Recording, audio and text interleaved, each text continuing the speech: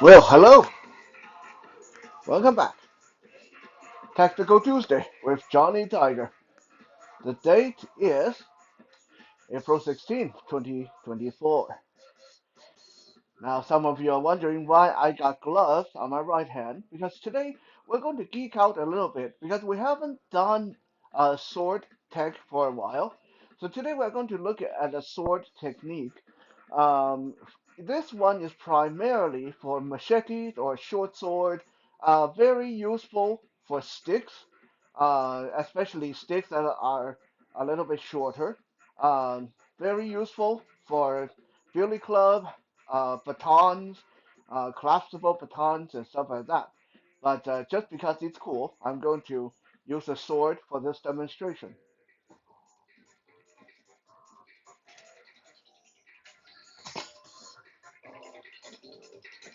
This is, I believe, First World War bayonet sword. I have a pair of these. They're great for working with your stick techniques if you want to use uh, live blade for something like that. It's built with a barrel mount on the top and the little bit of a forward guard on the bottom as a sword catcher. And you feel really good, really balanced in hand. This one is not quite sharpened, although it is it's pretty pointy. So I got to be careful with this. And it is really rough on the hand because uh, something like this is very much full of angles and uh, unforgiving metal. The hilt is really hard. Like this is I don't know, it's brass or whatever it is. This is a piece of antique. As you guys can probably see, it's nice and tarnished. So this is not a toy. So if you have a short blade or medium to short blade like this, like a machete, you can get a lot of machetes with this length. This is a 21-inch blade, so a little bit on the long side for a short blade, but you can get machetes with 18-inch blade, 16-inch blade. Uh, they all work basically the same. You can implement your silat or eskrima stick forms into a short blade like this easily. So I believe we talked about these a long time ago. Um, Number one, horizontal across the body. Number two, not horizontal, diagonal cut from shoulder to hip. And three, horizontal. Four, horizontal the other way. Five, stab forward. Six, circular cut to the right. Seven, circular cut to the left. In stick, this would be a circular strike, of course. Eight, stab horizontally to the right. Nine, stab horizontally to the left. Don't just move your arm. Make sure that when you're stabbing, you're moving your feet, you're moving your body to have your body behind the blade. Because if you just stab with your arm like this across, the moment you make contact, this is going to jack up your wrist or bounce the sword out of your hand. So when you stab to the right, make sure your body follows. Stab to the left, make sure your body follows. And 10, up, like an uppercut stab. And again, make sure you are not just delivering with your hand. Make sure your hip and leg move right underneath that. Right? So those are our basic 10 stick fighting technique, stick fighting angles translated to a short sword or a machete like this. But today I'm going to show you something a little bit more advanced. This is called a mentis cut. And just as the name suggests, it's quick and vicious.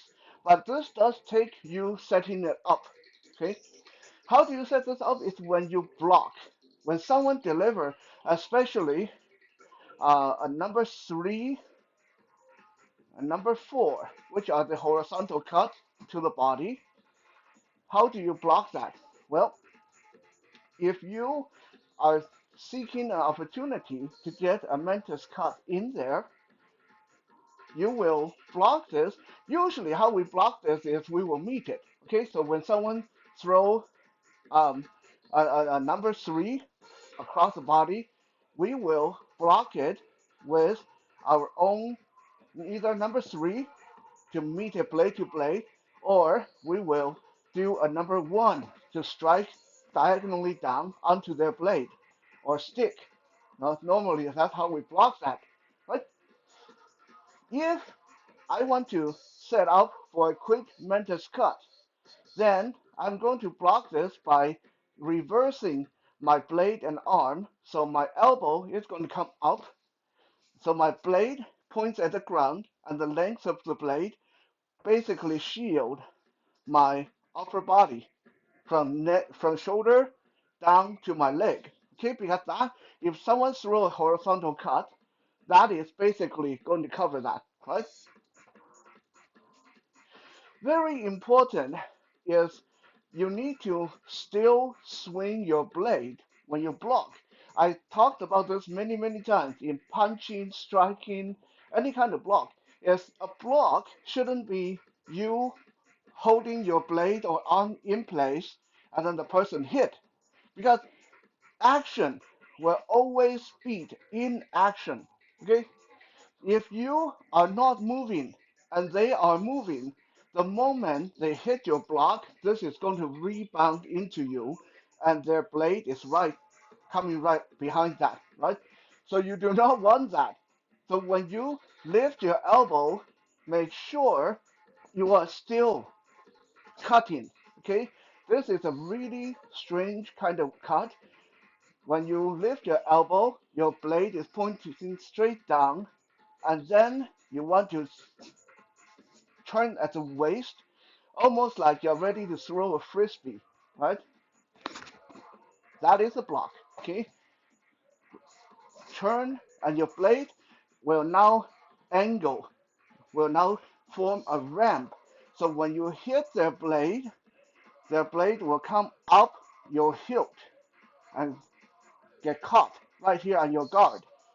Assuming you're not holding your blade like I do, this blade, I like to hold it with my index finger hooked over the forward guard. So this is not good. Okay, in a sword fight, this would be no good.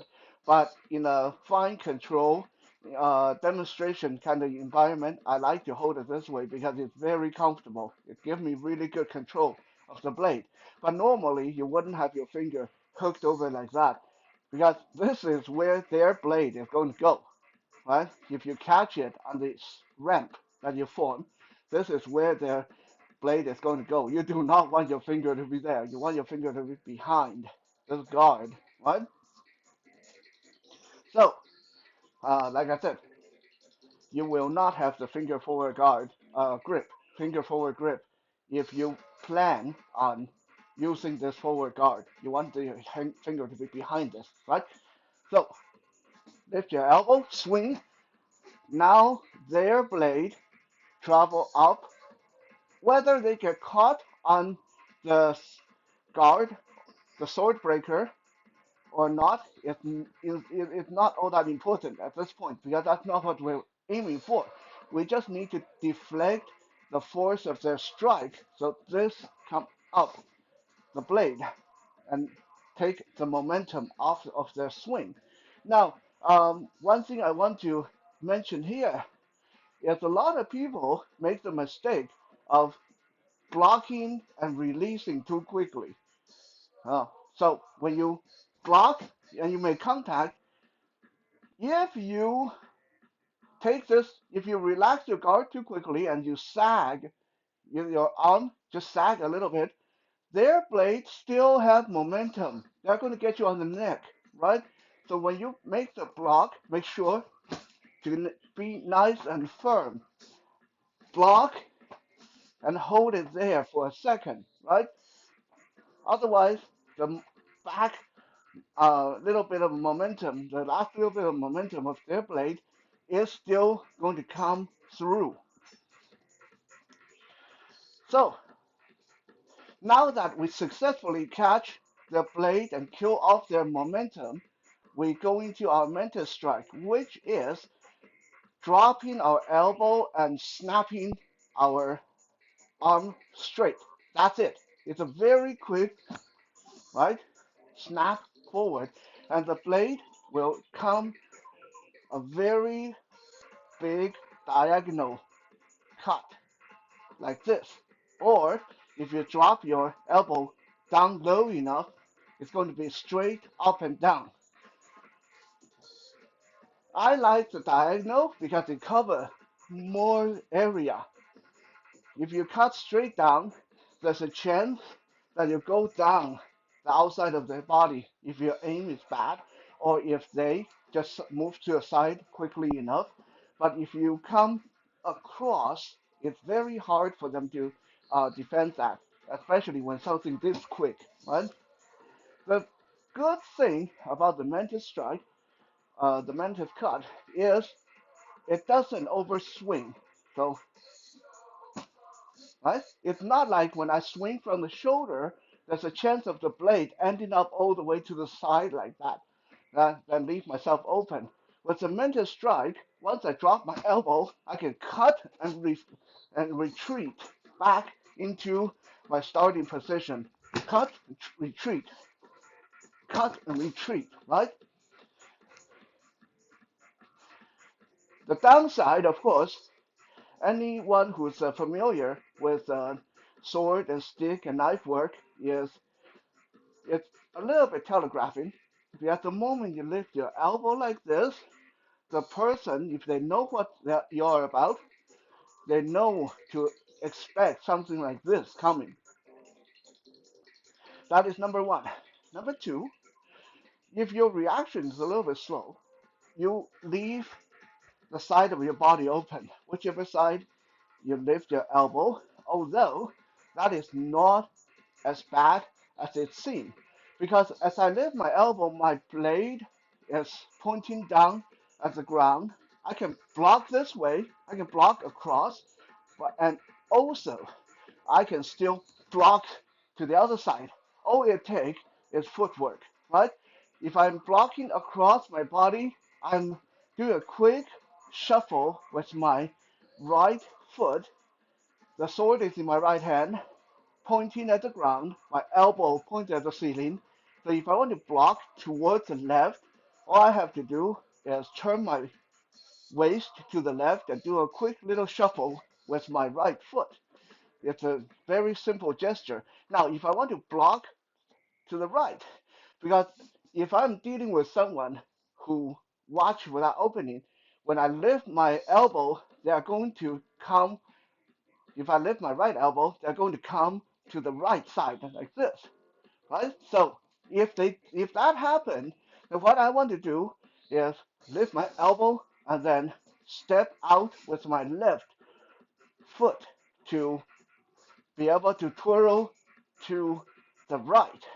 Now, obviously, if I block to the right like this, if I block the same side like this, that's going to mess up my mentis strike because my mentis movement not going to hit them because they are to my left, right?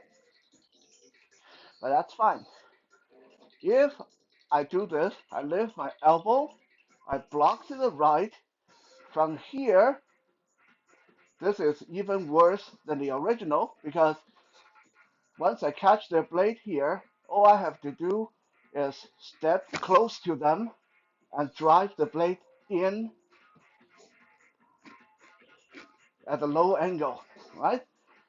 So if I block a blade that comes from my left, I strike with a mentis cut. If I block a blade that comes from the right, I step in, I shuffle in, and thrust low angle into the belly, right? So it is a gesture that can, arm position that can block easily both sides and have answer for both counter strike. But you got to remember that this is a very telegraphing movement. When you lift your elbow and you drift your blade point down like this, It's very telling. Okay, so um, it's something that you don't want to uh, overly dependent on in your stick work or knife work or sword work. But when you can do this really good, it is a very, very nice technique that can answer both forward or profile kind of attack. I will say this again, I'm not a sword master by any means. For me, it's part of my training. It's part of what I gather through the years. There are many, many people on YouTube, way more talented, way more advanced than I am at the sword play. In this day and age, sword play is academic and largely for reenactment and fun. So always make sure that when you're working with sword, knife, stick, be responsible, be careful, be mindful of who you are working with, who might be near you, little children or pets. Keep them safe. Okay? Have fun and be safe.